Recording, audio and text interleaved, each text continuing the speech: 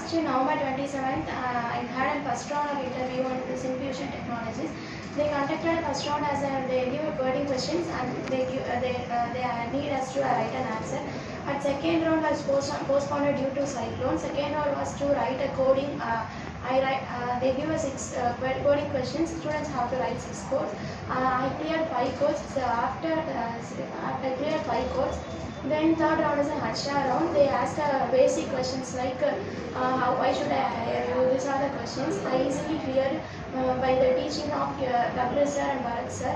I am 2023 passed out student. I am engineering student at CSC department, and I am passed out is 2023